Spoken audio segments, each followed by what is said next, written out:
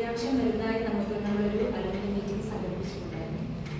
ഒരു മെയ് മാസത്തിൽ നമ്മൾ പെട്ടെന്നാണ് ചെയ്തതെങ്കിലും നമ്മളുടെ ഒരു 10-60 പേരോളം നമുക്ക് വന്നിട്ടുണ്ടായിരുന്നു നമ്മളുടെ മീറ്റിംഗ്.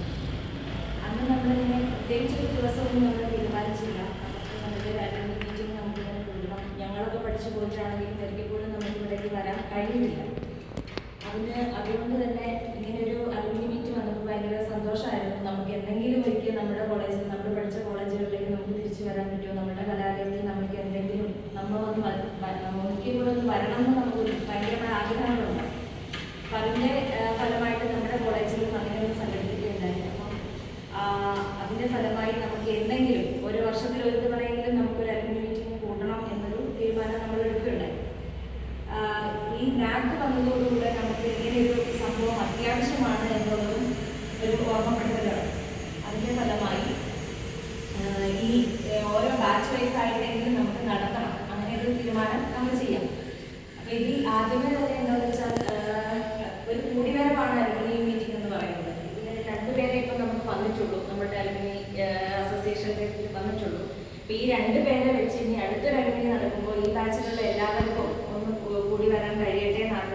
2005 നമ്മൾ തുടങ്ങുന്നു. ഒത്തിരി കുട്ടികൾ ഇവിടെ പഠിച്ച് ഉന്നത പദവിയിലോട്ട് പോകുന്നു. ഒത്തിരി പേര് നമ്മുടെ പോലുള്ള ഒത്തിരി പേര് ജോലി കിട്ടുന്നു.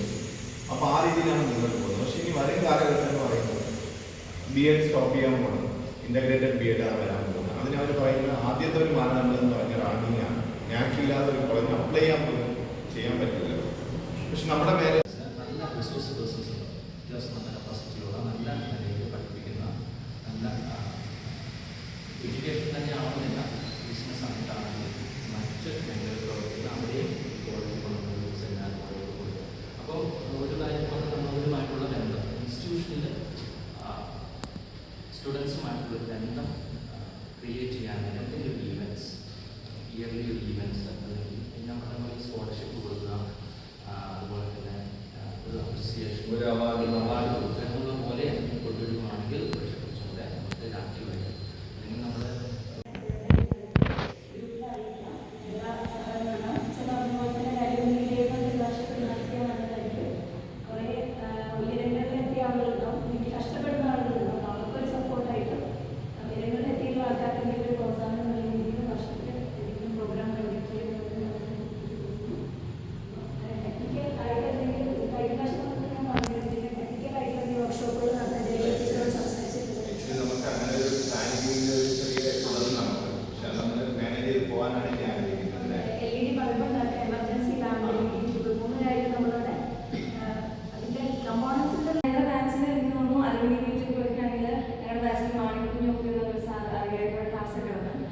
ചേട്ടനെല്ലാം കോർഡിനേറ്റ് ചെയ്യുന്നത്. എനിക്ക് തോന്നുന്നു ഞങ്ങളുടെ ബാച്ചിനെ പെട്ടെന്ന് കൊണ്ടുവരാനാണെങ്കിൽ ഞങ്ങൾ ചേട്ടനായിട്ട് കോൺടാക്ട് ചെയ്യുകയാണെങ്കിൽ മീൻസ് ഞങ്ങളുടെ വർക്ക് ചെയ്യുന്ന ഒരു സാറായിരുന്നു.